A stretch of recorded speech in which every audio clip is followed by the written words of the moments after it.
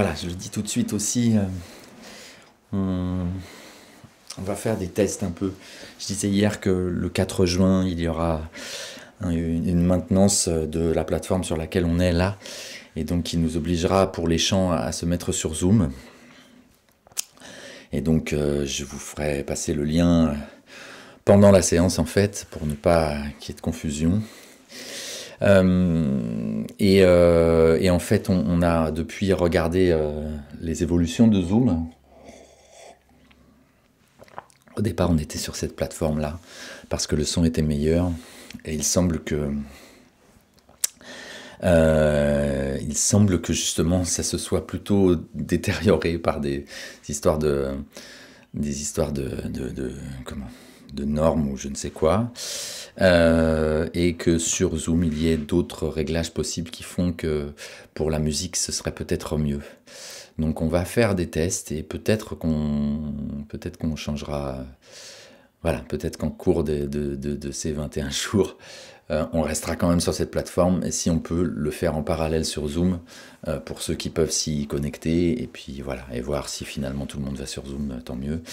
Enfin voilà, on va faire des tests et peut-être aujourd'hui pour voir si c'est possible et si c'est vraiment mieux. Parce que voilà, c'est un peu dommage pour les chants, là, pour les mantras, d'avoir un son qui est quand même très compressé par, Internet, enfin pas par Internet en fait, mais par un système qui est là pour réduire les bruits de fond en fait, c'est ça qui se passe. Et du coup ça détériore beaucoup la qualité du son, de la musique. Voilà, ça fait des années qu'on fait ces cours en direct et qu'on est un peu frustré par ce truc-là. Et il semblerait qu'il y ait la solution là. Voilà, bon, alors,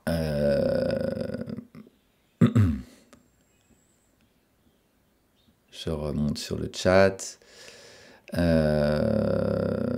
Patricia de Mossette, Richard Anne-Laure, Super Solange, Daniel de Montpellier, Dominique de Gironde.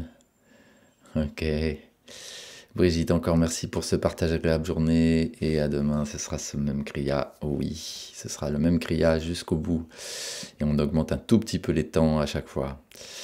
Mais on va pas augmenter jusqu'au 21e jour. Hein. On va augmenter comme ça jusqu'à arriver au maximum qui n'est pas beaucoup plus que ce qu'on fait là. Voilà, namasté. Merci pour cet éveil de corps, esprit et jour. Ingrid, merci pour cette deuxième sadhana. Dominique, merci pour la sadhana. Est-il possible d'avoir des infos sur le hara? Comment fonctionne-t-il? Comment s'en servir? Comment le renforcer? Comment se familiariser avec son hara? Alors, le hara, c'est pas spécifiquement le terme qu'on utilise dans le yoga Kundalini. Hein. Le hara, c'est plutôt... Oh, je vais dire des bêtises peut-être si c'est japonais. En tout cas, c'est ce dont on parle dans le Kung Fu. Donc c'est peut-être voilà, chinois, japonais, je ne sais pas. Il y avait... alors, je vais peut-être réussir à le retrouver parce que je l'avais mis de côté. Il y avait Gilbert qui est peut-être là, qui était là tout à l'heure en tout cas, qui l'autre jour nous avait donné un lien que, bon, je n'ai pas pris le temps de commander ce livre, mais ça m'intéresse, je l'ai noté, donc je vous le remets là parce que je l'ai. Un lien sur, justement, pour se procurer un livre que Gilbert conseillait sur le hara, centre vital de l'homme. Voilà, donc j'ai mis le lien là. Alors, le hara, donc, pour moi, je vais dire c'est le centre du nombril, hein, c'est ce dont on parle en yoga Kundalini, on parle du centre du nombril. Alors, c'est quoi tes questions? Les infos sur le hara. Alors, pour le hara, c'est le centre vraiment énergétique, le plus... c'est ce qui est vraiment central dans notre système énergétique, on va dire. C'est ce qui donne la puissance, à la fois la puissance et la stabilité. Donc le hara, justement, en Kung Fu, c'est depuis ce centre qu'on va donner, qu'on va ouais, qu'on va donner l'impulsion pour envoyer le coup. Et c'est aussi depuis ce centre qu'on va réussir à avoir la stabilité pour encaisser le coup et rester stable. Donc ça, évidemment, c'est quelque chose de physique, énergétique, mais aussi on peut l'appliquer au mental, à l'émotionnel. C'est depuis le hara qu'on tient voilà, sa stabilité, donc la stabilité globale. Comment s'en servir comment fonctionne-t-il? Comment s'en servir? Comment s'en servir? J'ai du mal à répondre à une question comme ça. Comment s'en servir? Je vais commencer plutôt du coup par comment le renforcer, comme tu disais. Comment le renforcer et comment se familiariser avec son hara. Faites du yoga Kundalini. Et il y a plein d'exercices qui mettent en valeur et qui travaillent et qui font renforcer le hara. La stretch pose est typique de ça, mais tous les exercices de yoga Kundalini où on fait agir les abdos, en général, ça travaille sur le hara. Là, quand on est sur le dos là, et que vous tenez les genoux et que on inspire en envoyant les jambes à 45 degrés, en les lâchant, et on expire en les rattrapant les genoux à la poitrine, typiquement, on travaille sur le centre du nombril. Il y a des kriyas qui travaillent entièrement sur le centre du nombril, c'est ce qu'on appelle les Nabi kriyas en yoga Kundalini. Donc Nabi, c'est le navel, nombril. Voilà, donc vraiment pour le renforcer et pour se familiariser avec, c'est ça. Après, vous pouvez aussi, ce qu'on fait il y a des manuels qui parlent de ça, qui indiquent aussi des exercices là-dessus. Tout simplement, si alors, le centre du nombril, on dit que pour le situer, pour le trouver, pour le sentir, on va placer un doigt sur le nombril, vraiment, votre nombril physique. Donc moi c'est là. Un doigt là, et puis, comment le faire pour être le plus visible possible là? Voilà, donc j'ai un doigt sur le nombril, et puis je vais placer 3 doigts en dessous. Donc j'ai le nombril, 3 doigts en dessous, et on dit que le centre du nombril, c'est encore juste en dessous là. Voilà. Après, voilà, ça va dépendre forcément un peu des gens. Hein. Vous n'avez pas le nombril au même endroit par rapport au reste du corps, etc. Donc voilà, on dit que c'est ça, a priori. Et donc, vous pouvez faire l'expérience plutôt allongé sur le dos, de faire cette manipulation-là, le doigt, les 3 doigts, plus donc le doigt en dessous, c'est le centre du nombril. Vous êtes sur le dos, vous enfoncez votre doigt donc sur le centre du nombril, et vous gardez un peu de force à être enfoncé, et vous essayez de respirer et en gonflant justement cette zone, en gonflant le ventre, vous sentez la résistance, et du coup, vous allez un peu plus facilement là, situer vraiment à cet endroit-là, situer cette zone-là, ce point-là.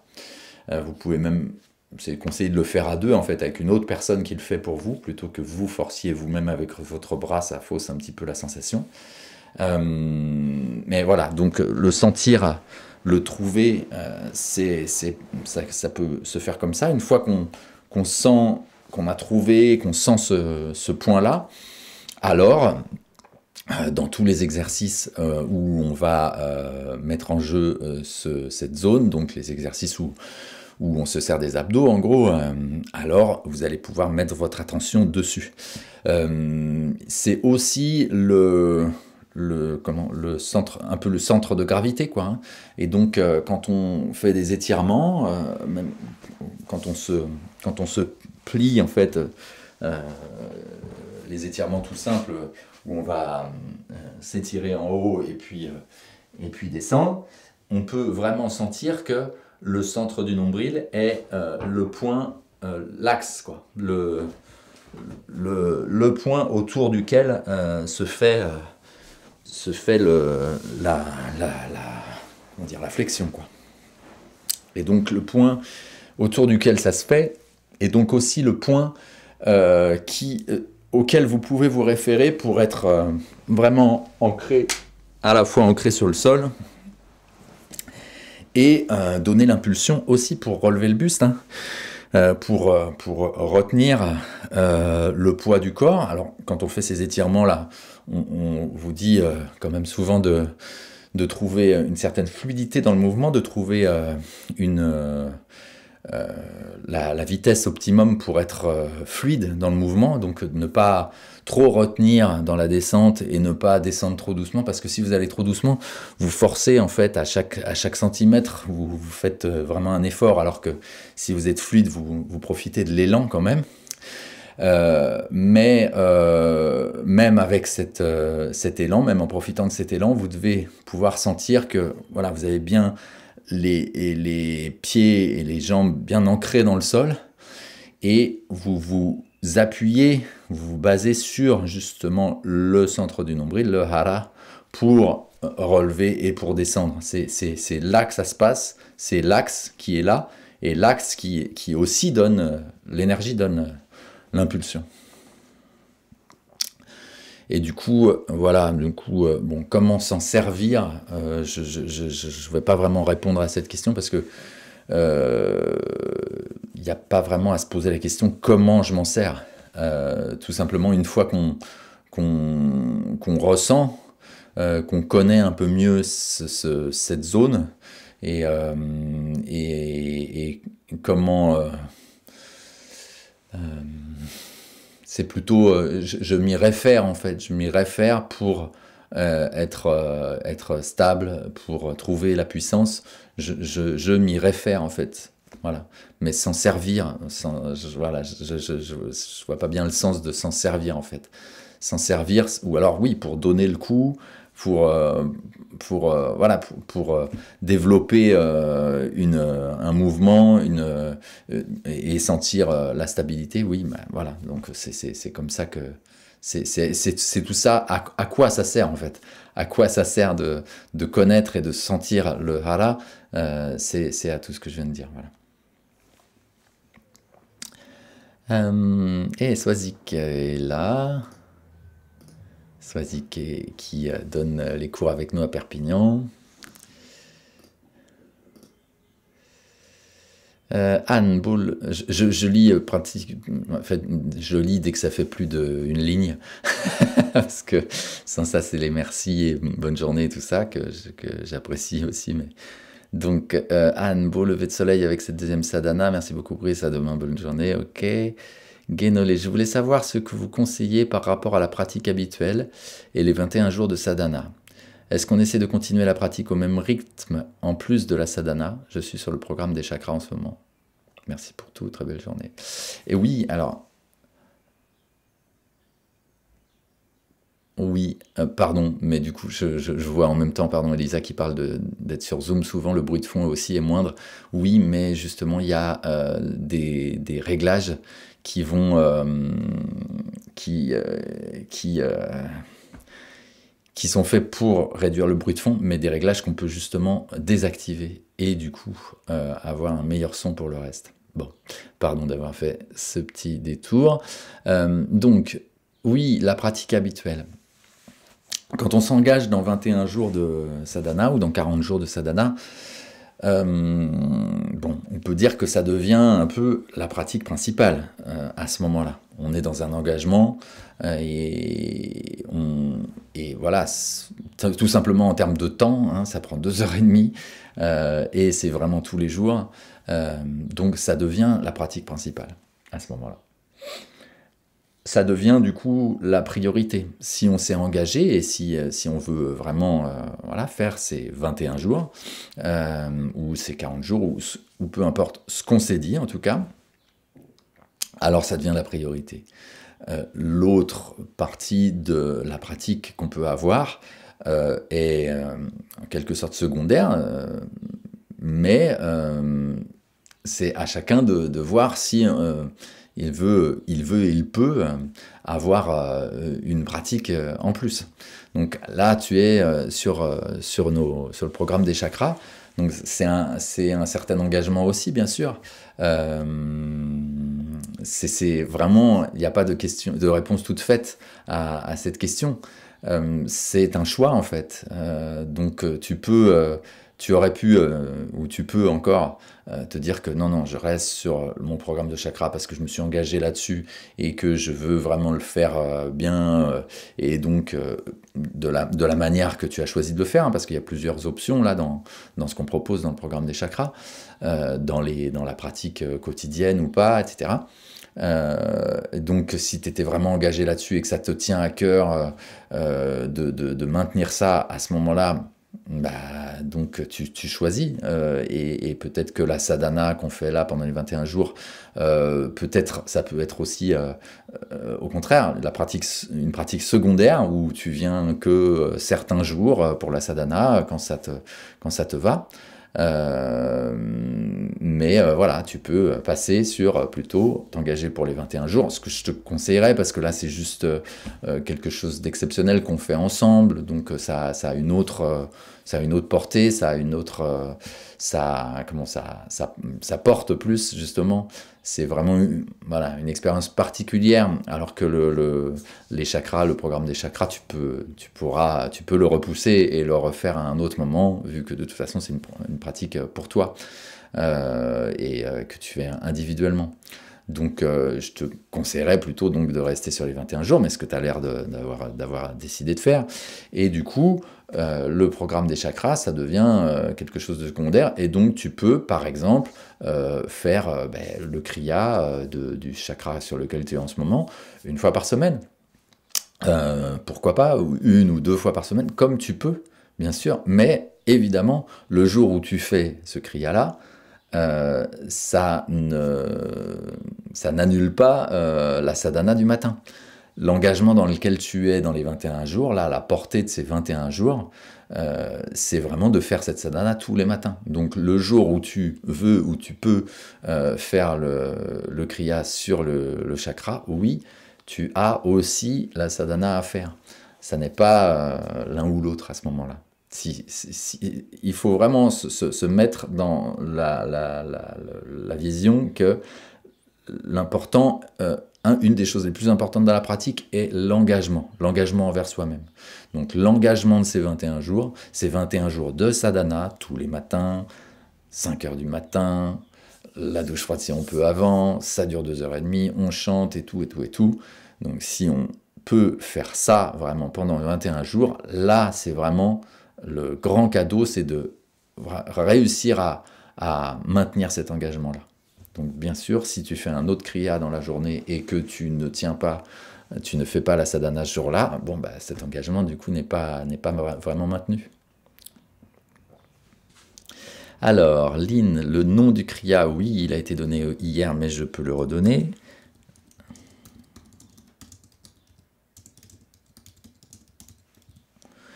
Kriya pour un dos en bonne santé, tout simplement.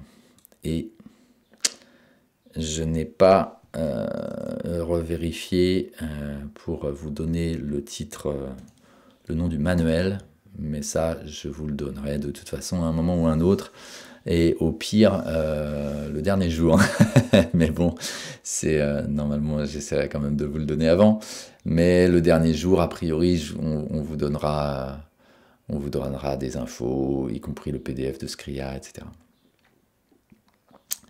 Alors, Cécile, merci Brice, j'ai décidé de faire les 21 jours. Super Cécile. Elisa, l'exercice avec les mains levées vers le ciel pour étirer le long du corps hier était difficile pour moi. Aujourd'hui, j'ai mis de l'attention, le souffle, c'est plus facile. Trop contente. Bah, super. Ah, moi, je suis très contente. Tu sois trop contente. Et que ça se passe aussi directement que ça, aussi rapidement que ça. On a souvent, quand on galère sur une posture, sur un exercice, ou alors, je sais pas justement où t'en es, Elisa, je sais pas si on se connaît en fait. Je connais pas cette adresse mail, j'ai l'impression, mais quand on connaît pas bien, quand on ne se connaît pas bien dans la pratique, et donc qu'on ne connaît pas bien comment on fonctionne en fait dans le corps, dans l'énergie, dans l'émotion, dans le mental. Euh, et que donc on est plutôt un peu débutant et qu'on galère donc sur un exercice. Euh, je dis ça, je dis que quand on est un peu débutant, mais même en fait pendant un bon moment, hein, mais on peut avoir l'impression que si c'est vraiment difficile cet exercice-là, ça va mettre du temps à ce que je puisse le faire plus facilement. Euh, on, on a cette impression-là parce que tout nous dit ça dans notre vie sociale, culturelle, éducationnelle, tout ce qu'on fait. Si, par exemple, la pratique d'un instrument de musique, quand on commence, c'est difficile et qu'on voit un morceau qu'on est loin de savoir jouer, il va falloir vraiment s'entraîner pour savoir le jouer. Et c'est vrai, hein. Et la plupart des aptitudes comme ça, qu'on acquiert dans la vie, soit c'est des choses qui sont faciles à acquérir, ok, et que donc on voit tout de suite que on va y arriver assez vite, voilà, et puis ou alors même on sait le faire spontanément. Mais dès que c'est quelque chose qui est difficile à maîtriser, difficile à faire avec nos mains, ou avec autre chose, alors on sait qu'il va falloir s'exercer et que ça va prendre du temps. Il se trouve que dans le yoga Kundalini et dans beaucoup de yoga, hein, mais il y a beaucoup d'exercices en fait qui ne nécessitent pas de ça. Un exercice de grande souplesse, là d'accord, on va dire le corps n'est pas prêt, n'est pas tout à fait assez souple, et donc si quand je me baisse en avant, je touche que mes genoux au maximum, là ok, on peut se dire que pour aller toucher le sol, ça va pas se faire juste demain, quoi. Ça peut aller relativement vite, plus vite que ce qu'on croit, mais ça va pas se faire comme ça, en fait. Ça nécessite que le corps, quand même, s'adapte, se relâche, etc. Il y a beaucoup, même là-dedans, il y a beaucoup de mental. Et donc, je peux rester bloqué assez longtemps sur le fait que je suis pas souple, si vraiment je crois que je suis pas souple, et si au contraire, je lâche complètement et voilà, je me permets de m'assouplir sans me freiner, ça va aller beaucoup plus vite. Mais bon, ok, là, juste la souplesse comme ça, pure, ça va prendre un petit temps quand même. Euh, En revanche, sur ce type d'exercice, lever les bras en l'air et les maintenir, là, ça peut venir comme ça.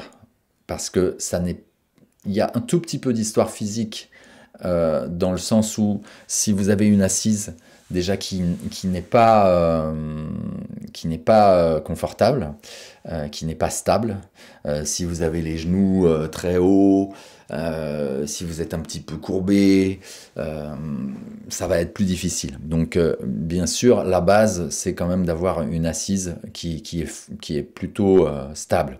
Et donc pour ça, on vous conseille de jouer ça, de regarder, d'étudier ça, si vous commencez, d'étudier ça avec un coussin plus haut peut-être, pour avoir les genoux qui ont tendance à descendre en avant. Si je lève les fesses, j'ai les genoux qui ont tendance à descendre vers le bas, en avant, et donc ça fait qu'ils pèsent moins, donc ça tire moins.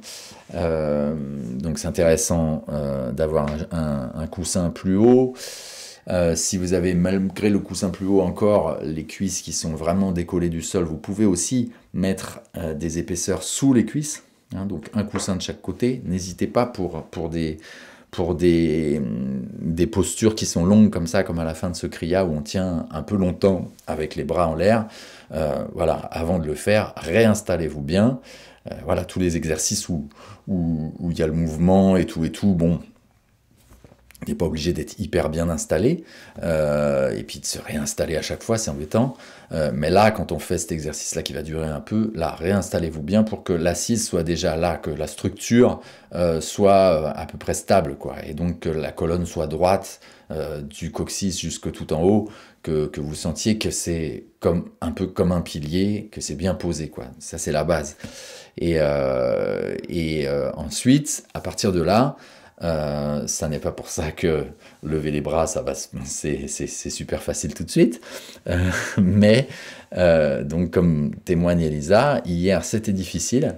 Et aujourd'hui, elle a mis de l'attention, le souffle, et c'était plus facile. Et donc, elle dit pas que ça s'est passé comme une lettre à la poste, hein, mais en tout cas, c'était quand même plus aisée, et elle a réussi à, voilà, à passer à ce que ce soit complètement différent en fait d'hier.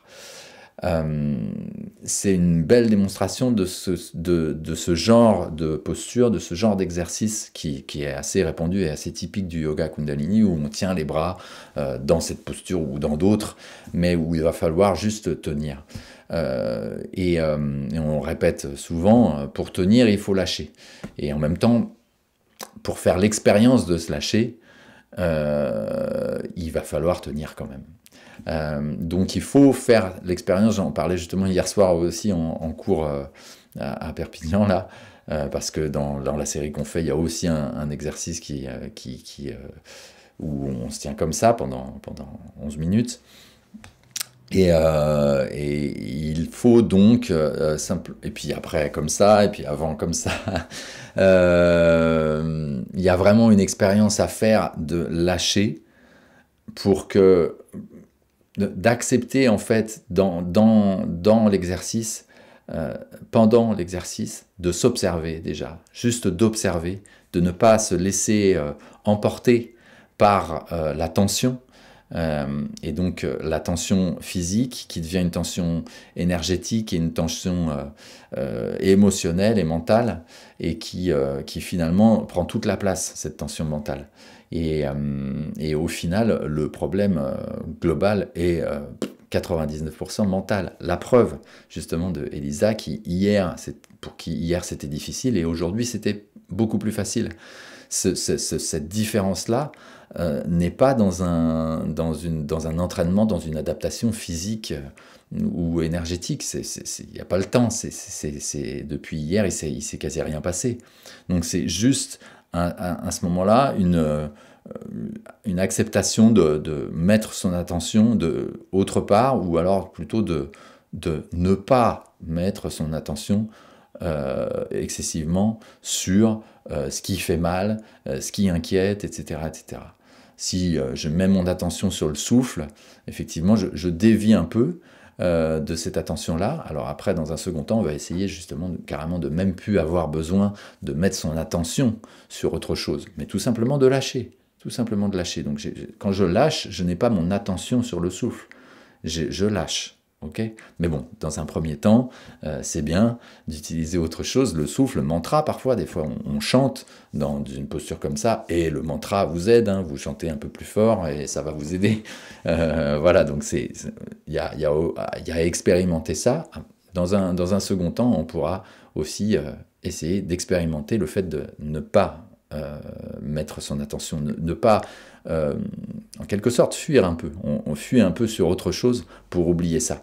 Voilà, c'est possible aussi de ne pas avoir un objet de fuite et de simplement rester là et de pouvoir observer ce qu'il y a, ce qui se passe et ce qui ne fait que passer toujours. Donc voilà, c'est vraiment intéressant dans ce processus-là de observer que pour tenir la posture, il va falloir lâcher. Il y a un moment où ça va devenir évident. Et là, bon, ça devient évident dès le deuxième matin, en quelque sorte, pour Elisa. Mais pour lâcher, il va falloir faire l'expérience de tenir. Et l'expérience de tenir pour l'exemple d'Elisa, c'est hier. Et puis un peu aujourd'hui. Mais voilà, il y a eu il y a eu cette volonté de tenir, un peu en force, un peu avec force, un peu ça fait mal. On passe par là pour la plupart d'entre nous, hein. Et donc c'est pas un mal. C'est pas là, comment dire, c'est pas ce qu'il faut faire, mais c'est un passage quasi obligé en fait.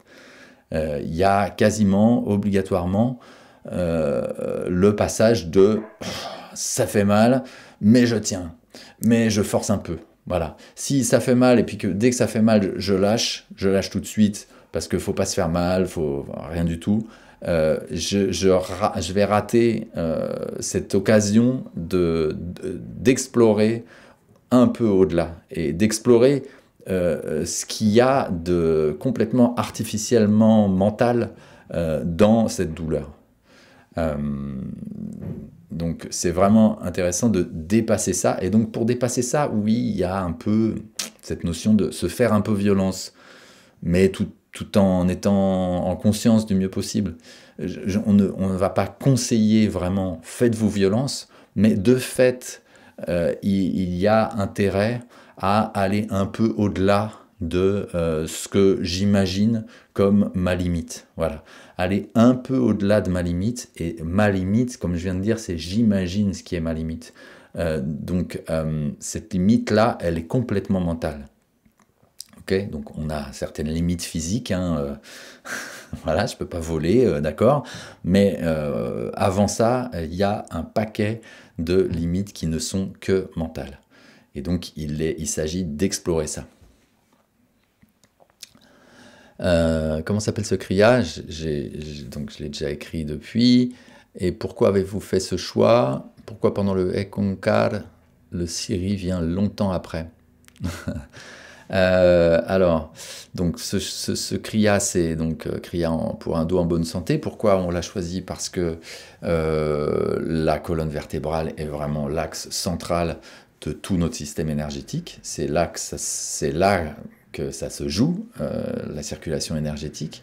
Donc c'est vraiment quelque chose de fondamental d'avoir une bonne santé de la colonne vertébrale. Et il se trouve en plus que donc c'est circulatoire, donc énergétique, mais aussi du coup tout le système circulatoire du corps finalement est favorisé par une colonne vertébrale qui se tient bien et qui est aussi fluide. C'est en relation directement avec la moelle épinière, en relation directement aussi avec les capacités cérébrales. Et la bonne santé du dos aussi est liée à l'émotionnel parce que voilà, on sait que le stress donne des problèmes au lombaire, ça c'est établi. Donc quand vous avez mal en bas du dos, si c'est parce que vous avez fait trop d'efforts la veille ou que vous avez fait trop d'efforts pendant toute votre vie avec votre travail, s'il n'y a pas vraiment de lien directement physique avec ce mal de dos, ce mal du bas du dos, vous pouvez vraiment vous dire qu'il y a quelque chose d'émotionnel là-dedans. Et donc quand on travaille sur le dos, quand on travaille sur le symptôme physique, donc sur assouplir le dos, assouplir le bas du dos, on va aussi travailler à l'inverse et relâcher aussi l'émotionnel. Donc si vous vous déstressez par la pratique, par la méditation ou par, je sais pas, aller à la piscine, faire un massage, etc., si vous vous déstressez entre guillemets, vous aurez sûrement moins mal au dos, mais si vous travaillez sur la souplesse du dos et donnez votre dos en mouvement, etc., vous allez aussi libérer un peu du stress. Qu'est-ce que tu disais d'autre? Et pourquoi pendant le Ekankar, le Siri vient longtemps après? Alors pourquoi je n'ai pas vraiment de réponse à pourquoi. En fait, c'est tout un processus qu'on vous donne dans le document quand vous vous êtes inscrit. Si vous ne l'avez pas, vous pouvez nous le redemander par mail. Voilà, c'est tout un processus euh, qui est dicté pour travailler sur toute la colonne vertébrale aussi, justement, et toute la chaîne des chakras. Et donc, pendant le quart, on fait résonner... pardon. Le Siri vient longtemps après. Non, mais donc, oui, le Siri vient longtemps après le Nam, hein, parce que j'étais en train de m'embrouiller. Et qu'on Car, Siri ne vient pas après le Car, hein, mais vient bien après le Nam. Donc, le Siri vient longtemps après parce qu'on fait, pendant le Nam, on fait longtemps résonner. Vous avez vu que c'est la plupart des syllabes là qu'on fait résonner, on les fait résonner longtemps pour pouvoir bien justement observer ce processus énergétique qui est dicté dans le document. Et donc sur le Nam, on va faire résonner longtemps le chakra de la gorge, Nam, et puis sur la fin même, on va fermer les lèvres pour finir de faire résonner à travers, avec les lèvres pincées un peu, le temps que on sente que ça monte jusqu'au troisième œil. Et Siri est comme une impulsion au troisième œil, pour bien sentir le troisième œil. Donc pourquoi longtemps après? Parce que le Nam est long, et long pour faire résonner le cinquième chakra. Gilbert, oui, le hara est un terme japonais issu du zen, 2 doigts en dessous du nombril selon cette tradition. 2 doigts, moi c'était 3. Mais bon, on a... Après, on sent vraiment soi-même où est-ce que c'est à chaque fois. Donc le hara, c'est bien ce que je pensais que c'était japonais, mais quand je me suis vu dire après que j'allais parler de kung-fu, et que en fait le kung-fu, il me semble que c'est chinois, du coup, bon. Mais bon, non, je me mélange, je suis pas du tout spécialiste des arts martiaux, mais en tout cas, si, le karaté japonais en tout cas. Oh là là, ça y est, je sais plus. C'est ça. Mais Bruce Lee est chinois, c'est ça? Il n'est pas japonais. Enfin bon. Gilbert, dans le zen, on prend conscience avec l'expiration, en lâchant prise, en vidant. Ok. Oui. Dominique, merci beaucoup Brice pour les explications sur le centre du nombril, c'est très éclairant. Merci à toi. Cécile, pour moi, j'ai réussi à bien tenir les bras en l'air en imaginant la connexion énergétique à plus grand que moi. Ah,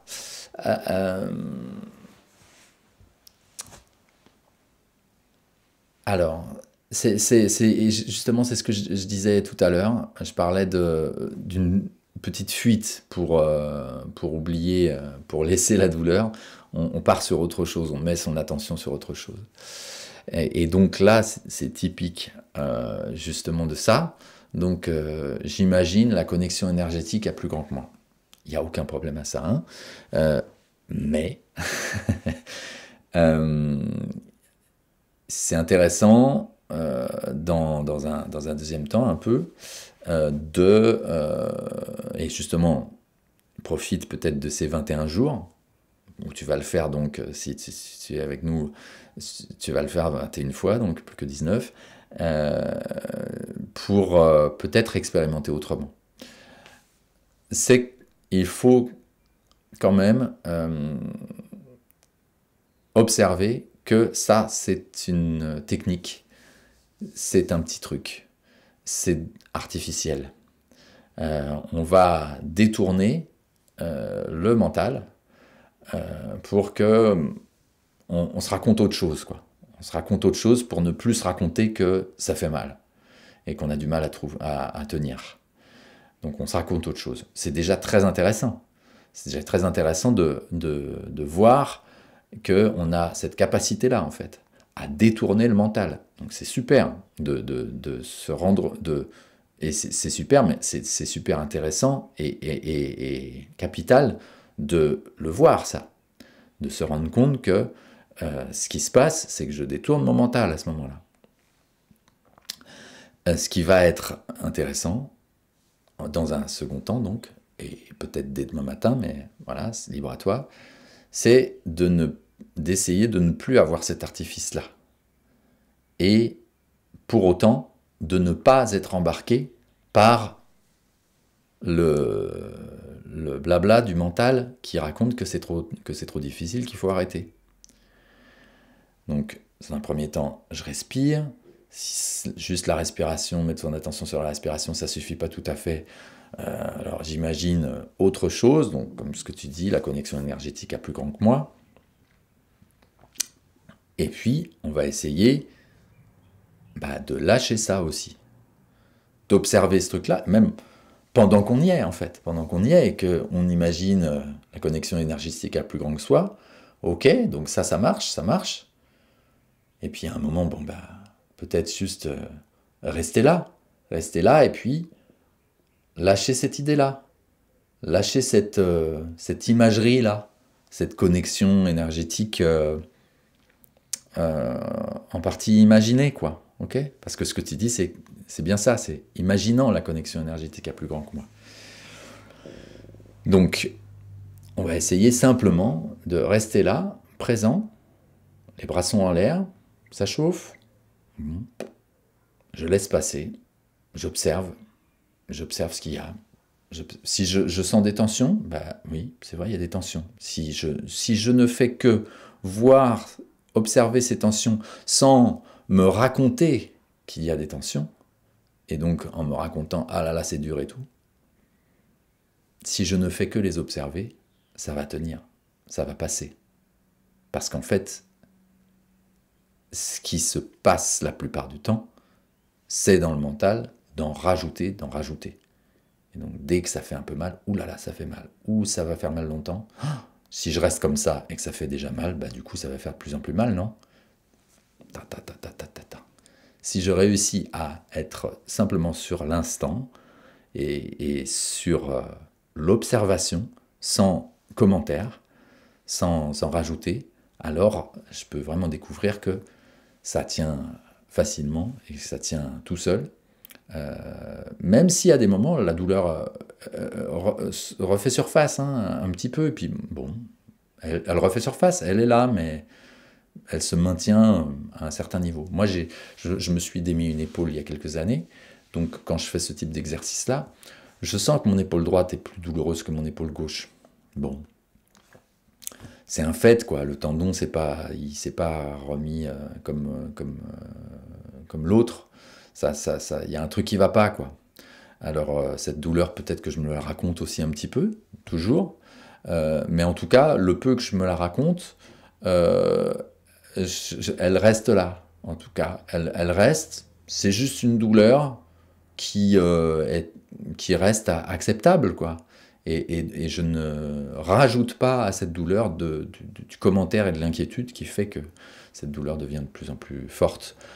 Parce qu'avec cette inquiétude, je rajoute une tension physique qui fait que c'est de plus en plus tendu, etc. etc. Elisa, merci beaucoup pour ce deuxième jour de Sachant. C'est peut-être Sadhana qui a été écrit automatiquement. Merci pour les explications, ça fait énormément du bien à mon corps et mon esprit de plus en plus apaisé. Je vous ferai un don à la fin du mois, en toute bienveillance et reconnaissance. Merci Elisa. Eh bien super, en tout cas mon corps et mon esprit de plus en plus apaisés, ce que tu disais tout à l'heure, que les bras ont tenu plus facilement aujourd'hui, c'est super que ça se fasse aussi rapidement. Suzette, je me rends compte que beaucoup demandent des explications sur un résultat à obtenir. Je pense que chacun trouve son propre chemin au cours de la pratique. L'essentiel n'est pas le but, mais le chemin. Et au fil du temps, je me rends compte que le yoga est une béquille qui nous aide et que nous ne sommes pas prêts tout de suite à cheminer sans cette béquille. Ah, c'est intéressant ce que tu dis, Suzette. Bien sûr, oui, le plus important est le chemin. Comment ? Je viens de dire presque une bêtise en fait. C'est pas que le plus important est le chemin. Toi tu disais l'essentiel n'est pas le but mais le chemin. j'aurais tendance à dire que ni l'un ni l'autre. Évidemment, le but, bon, il n'y a pas de but, ok. Il n'y a pas de but final, ultime, ça y est, on est arrivé là, c'est bon. Il y a une tendance, il y a effectivement le chemin qui fait que on se connaît de mieux en mieux, voire on a totalement découvert qui on était. Et du coup, là, ça ressemble un peu à un but. On a totalement découvert qui on était.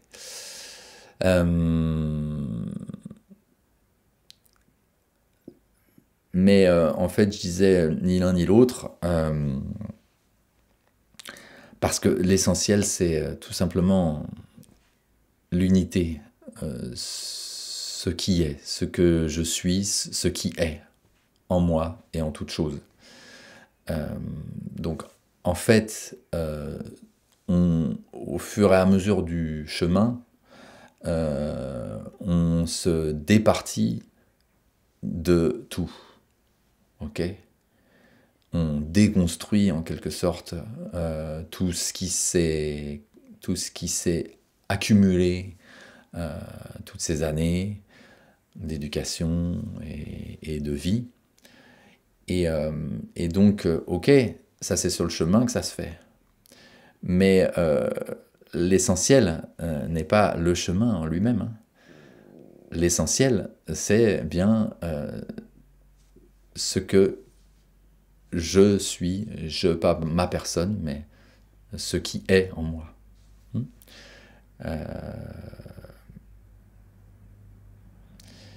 Et donc, il y a des questions, comme tu dis, sur des explications sur un résultat à obtenir. Dans le yoga, il y a plusieurs, comment dire, il y a plusieurs, j'allais dire niveaux, mais sans parler de niveau de valeur. Hein. Il y a plusieurs, j'allais dire paliers aussi, mais c'est pas ça. Plusieurs plans, voilà. Il y a plusieurs plans. Et donc, il y a le plan physique, il y a le plan énergétique, il y a le plan mental, il y a le plan émotionnel, il y a le plan subtil. Et donc, globalement, dans l'absolu, au-delà de tout le reste, bien sûr, c'est le plan subtil, quoi, en quelque sorte. Et au-delà de tout le reste, c'est tout simplement ce qui est en moi à chaque instant, l'unité de tout. Okay ? Et donc, là-dedans, il n'y a même pas besoin de yoga, en fait, en réalité. Et donc, quand on est dans la pratique du yoga, il y a aussi le plan physique, le plan mental, etc., etc. Et donc, on a des questions sur obtenir certains résultats. Et donc, la réponse ultime sera toujours pas de but, rien, on lâche tout. Voilà, mais il faut aussi accepter que on ait des questions pour si je voudrais pouvoir lâcher ma tête un peu plus en arrière, etc. Bon, bah, je peux répondre, bah, lâche. Mais bon, après, on va quand même essayer de donner des petites techniques. Et le centre du nombril, comment tu le trouves, etc., etc. Et donc, on a besoin comme ça de réponses à certaines questions qui sont bien sûr mentales. Et on pourrait passer notre temps à dire, bon, allez, on s'en fout, pas de questions, c'est que du mental, donc laissez tomber. Mais les êtres humains ont besoin d'alimenter un peu tout ça pour ne serait-ce que pour passer à travers tout ça. On a besoin quand même que le mental fasse son tri aussi, fasse sa petite analyse, etc., etc. Et donc de répondre à des questions concrètes, quoi. Ensuite, au fil du temps, je me rends compte que le yoga est une béquille qui nous aide et que nous ne sommes pas prêts tout de suite à cheminer sans cette béquille. C'est un peu justement ce que je viens de dire aussi avec le mental. C'est-à-dire que le yoga, béquille, c'est un peu moche. Hein. Bon, mais bon. Le yoga est un outil, quoi. J'aurais tendance à dire. Alors, une béquille est un outil, mais le yoga est un outil pour cheminer. mais sur lequel justement il est question de ne pas complètement s'appuyer. Okay, et si on s'appuie trop longtemps sur la béquille, d'ailleurs, hein, pour garder sur cette image-là, si on s'appuie trop sur la béquille, on va déstabiliser tout le corps, hein, en vrai. Quand on sert d'une béquille, c'est dans le but de s'en débarrasser relativement rapidement quand même. Et une béquille n'est que juste quelque chose dont on est censé se débarrasser. Et pour s'en débarrasser, il faut justement ne pas excessivement s'appuyer dessus. Si je m'appuie trop sur la béquille, je vais déstructurer, déstabiliser d'autres zones du corps.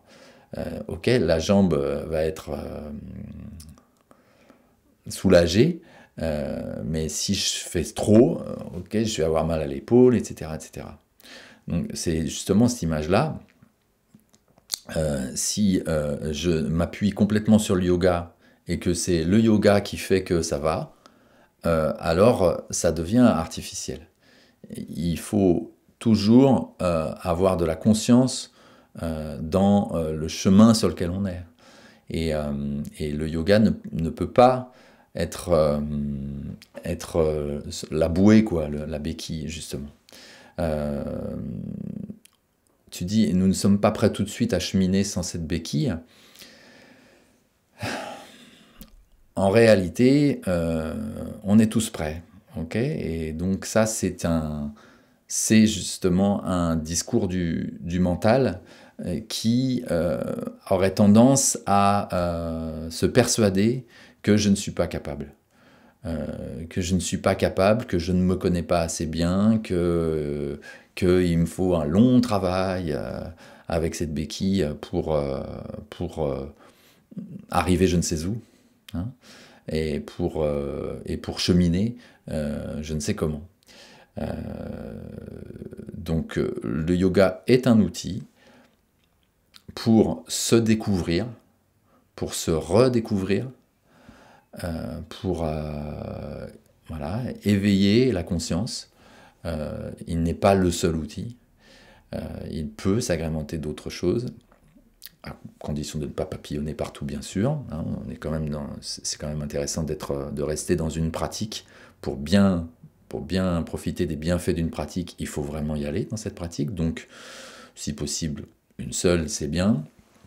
Mais une fois qu'on a fait un peu de chemin avec celle-là, bon, pourquoi pas explorer d'autres choses. Et nous, justement, et tu l'as vu, Suzette, en stage, on vous propose des explorations d'autres choses comme ça, pas dans le but de vous faire papillonner, mais dans le but, justement, de ne pas rester sur un seul outil qui serait censé régler tout, mais plutôt de vous ouvrir et de vous montrer que peut-être là-dedans, il y a un petit truc qui vous correspond bien. Et donc, ce serait intéressant d'y aller. Ne serait-ce que ponctuellement, le vipassana ou des choses comme ça. Là. C'est intéressant de se plonger bien intensément dans l'expérience. Donc de rester dans une pratique, mais aussi peut-être une autre très intensément à un moment, qui va aider à encore une fois, se départir de plein de choses qui vous empêchent de voir vraiment qui vous êtes. Dominique, le fait d'être incarné, d'avoir un corps, fait que nous avons tous besoin de soutien, que ce soit le yoga, l'art et tout le reste qui nous permet de créer un sens à sa vie, à sa façon d'être au monde, me semble-t-il. Alors, bon, oui.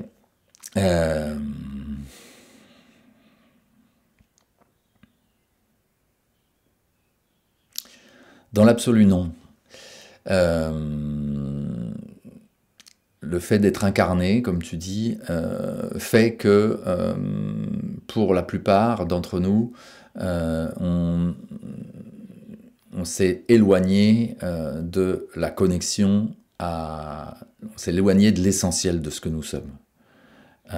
Et on se raconte être autre chose que ce que nous sommes. On se raconte être notre corps, notre mental, nos émotions, etc. Et le yoga et d'autres pratiques, et l'art aussi, hein, d'ailleurs, ne, ne crée pas un sens à ta vie, mais te rappelle ce qu'est l'essentiel, te rappelle l'essentiel de ce que tu es et de ce que je suis globalement. Te rappelle en fait, en gros, on pourrait dire le divin qui est en toi, hein, l'unité qui est en toi. Le yoga, toutes les pratiques t'apportent ça. Ce n'est pas un palliatif. Parce que là, ce que tu décris, ça ressemble à un palliatif, un besoin de soutien. Et un peu comme Suzette, la béquille. Ça n'est pas un soutien pour pouvoir traverser les difficultés. Ça peut être pris comme ça pendant un temps, et ça peut même servir à ça à beaucoup de gens, et c'est déjà bien, et c'est déjà super, mais dans vraiment le sens de la pratique n'est pas de soutenir les difficultés, la douleur, la souffrance. Le sens de la pratique est de faire disparaître la souffrance. Disparaître la souffrance, pas en faisant disparaître les problèmes, pas en faisant disparaître voilà, les problèmes que vous rencontrez en tant qu'être incarné, mais de faire disparaître la souffrance parce que vous avez vu, parce que vous savez vraiment ce que vous êtes, au-delà de tout ce cinéma mental. Okay ? Et donc tous les traumatismes en général de la vie, si énormes soient-ils, sont quand même des constructions mentales. Alors, du coup, il y a des énormes traumatismes qui sont très difficiles à éradiquer. Ils ne sont pas à éradiquer pour la personne. La personne a ses traumatismes. La question c'est, je suis conscient pleinement, profondément, que je ne suis pas la personne. Je ne suis pas mon corps, je ne suis pas mon mental, je ne suis pas mes émotions. Et ça, on peut le répéter comme ça, d'une manière théorique, et le comprendre intellectuellement. Mais tant qu'on ne l'a pas vraiment intégré, compris, vu, vécu, alors on en reste à un niveau intellectuel. Et ça n'est pas vraiment su. Et donc, à ce moment-là, on a besoin d'outils pour traverser les souffrances, quoi, en fait. Hein. On a besoin de la thérapie en général, on a besoin de... Voilà, tout ça, on a besoin, mais c'est comme, voilà, de prendre un médicament, pour le mal de tête, et je reprends du paracétamol, et j'en reprends, et j'en reprends, et j'en reprends, et du coup, et le paracétamol sert à ça, ok. Bon, bah là, le yoga peut servir à ça, mais le yoga peut servir à se passer du paracétamol. En fait, au bout, c'est ça qui se passe. Donc, le yoga est à la fois le paracétamol, pour dans un premier temps, et même très longtemps, et même peut-être toute la vie, vous apprendre à mieux gérer vos émotions, à mieux connaître vos mécanismes mentaux, etc. Et donc à mieux savoir les gérer. Voilà. Et on travaille aussi sur le corps pour travailler sur les émotions en même temps. Comme je disais tout à l'heure, on travaille sur le bas du dos, ça va vous libérer du stress, etc., etc. Il y a plein de choses comme ça. Mais dans l'absolu et en ultime sens du yoga, c'est tout à fait fait pour éradiquer la croyance en l'identification à votre personne, à votre mental, à tous vos mécanismes. Vous êtes identifié à ça. Tant que vous êtes identifié à ça, la souffrance est vraiment peut vous attraper. Si vous n'êtes plus identifié à ça, ça n'est plus le problème.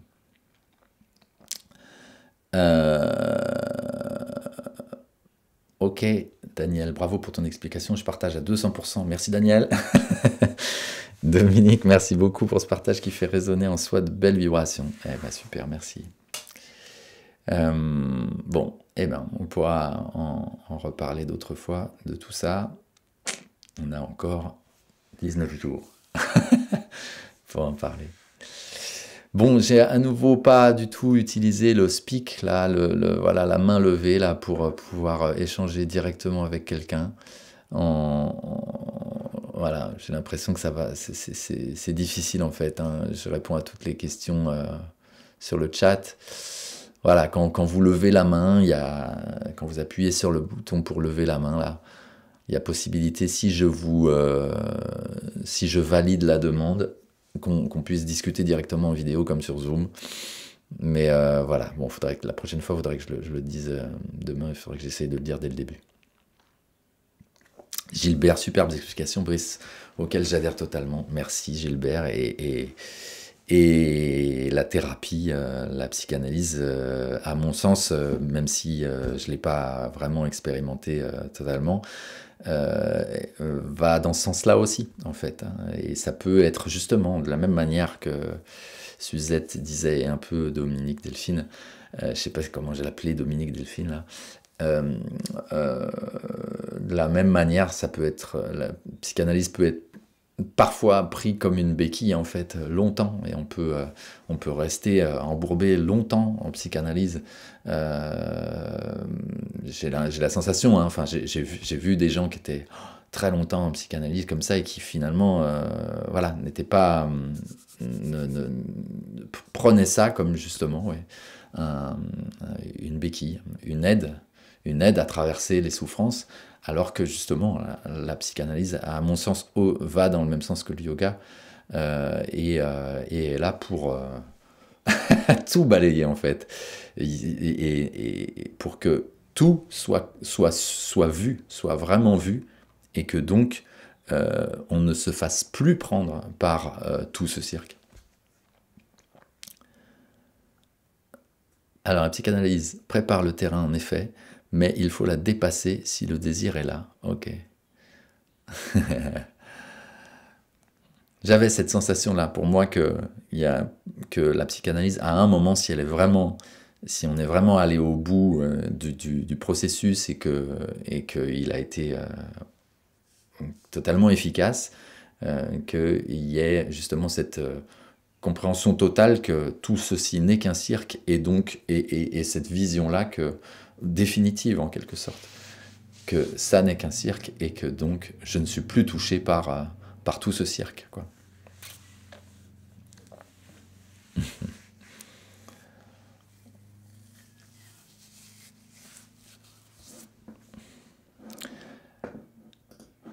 Ok.